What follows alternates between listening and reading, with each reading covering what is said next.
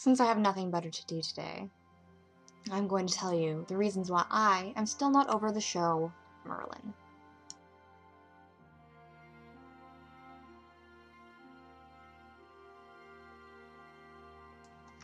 So, Merlin ended in December, and it's July now. No, it's August. It is August, and I'm still not over it.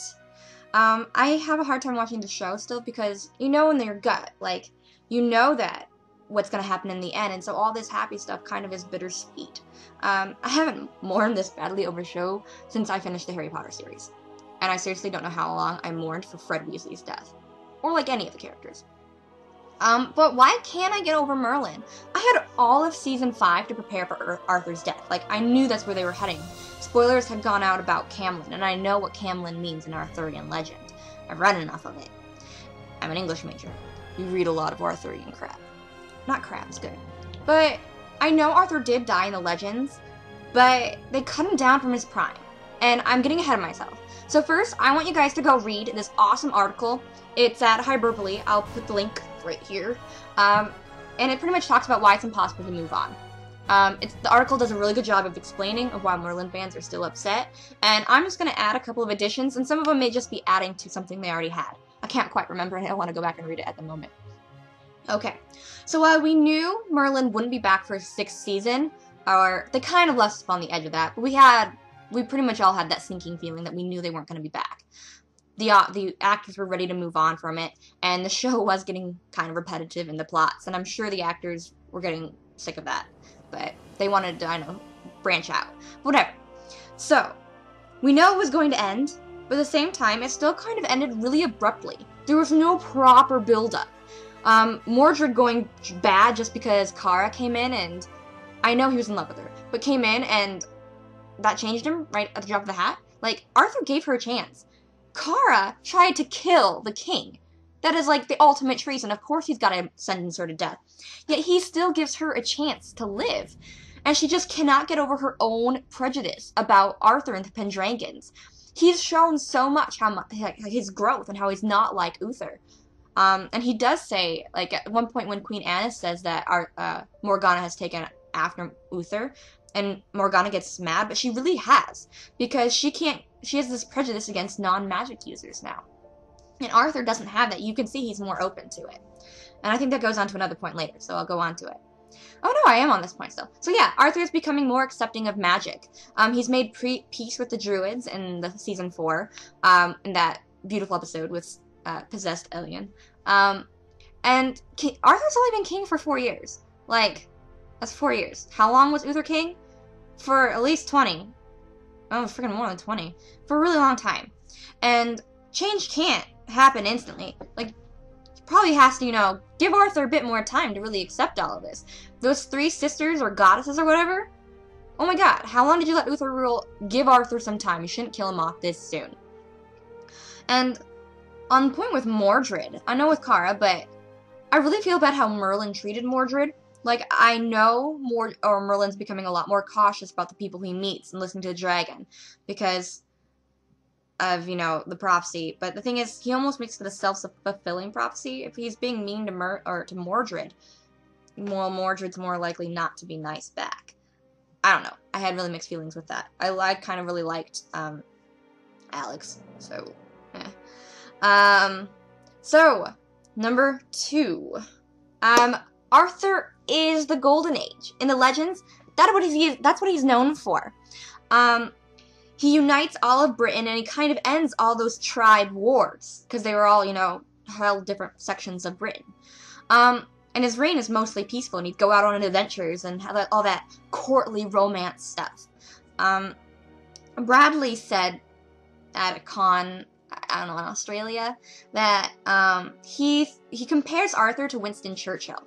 And you can tell that, you know, Bradley made a very smart answer, but at the same time, I don't quite agree with it, because he was saying that Winston Churchill was Prime Minister during war, and that's what he was best suited for, and he wouldn't have worked well in peace. But that goes against all of what the legends have said.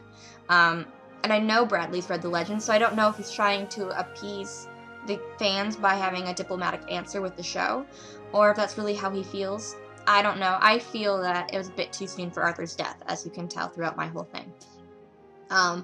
They should have given Arthur the proper golden age that he had, which a golden age was like 15, 20 some years. You've got to have that peaceful time to make him a legendary king and have all those adventures.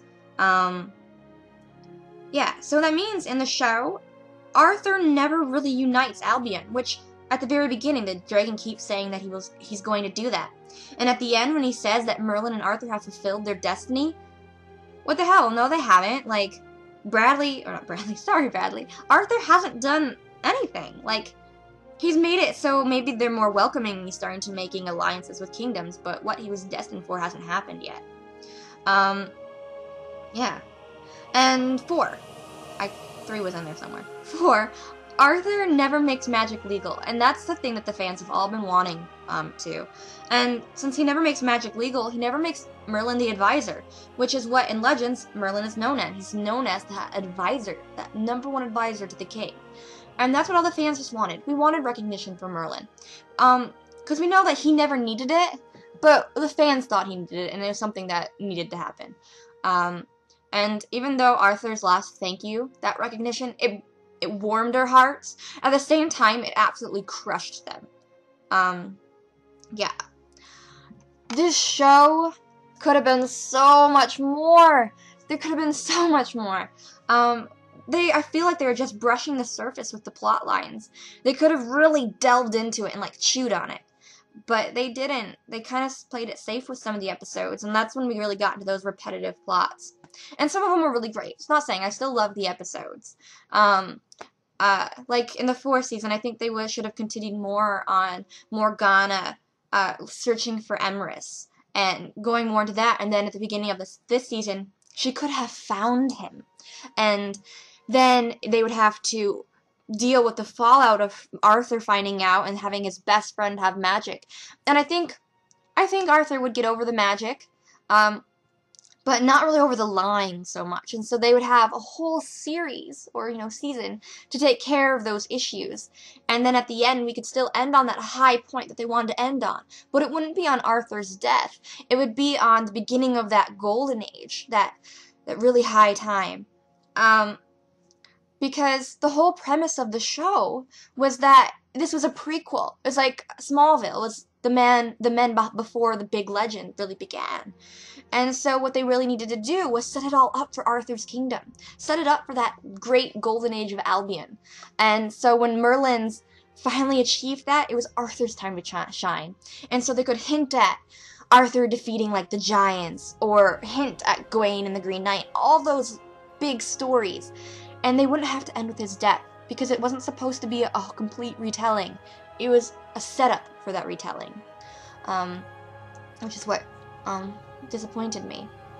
Another thing that has me so torn about the ending is because the last episode was really good, but I just don't think it should have been that episode. But I think what fans have is, like, what we're so mixed with on that last episode is because they gave us the Merthyr we wanted. And no matter if you ship it romantically or just it's your epic, bro TP, they're my epic bromance, and I love watching them. And so when they get all touchy-feely and are like, oh my goodness, guys, I love you, and it doesn't matter if you know I love you romantically or, platonically. It still is that epic romance between them. And that's what we wanted to see. And that, I think, made it hard for us because we loved it so much. But at the same time, I don't like that. I didn't want it to end like that. Like I said, I want Arthur to have to be alive to really deal with it because he knew he was dying. I think he forgave Merlin a whole lot faster, and I just would have wanted to see some more of that fallout. And I feel like they accelerated the legends to kill off Arthur 20 years too early because the actors didn't want to come back. But they'd already planned 5 years anyway, so I don't know why they didn't plan it without Arthur's death.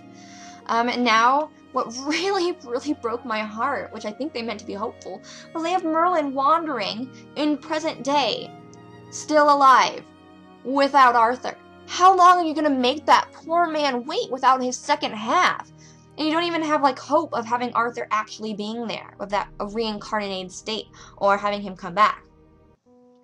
I had someone say in a comment once that maybe Arthur had come back before that, and So it made it so the legends were more true with Arthur or Merlin being old and then being an advisor to an Arthur.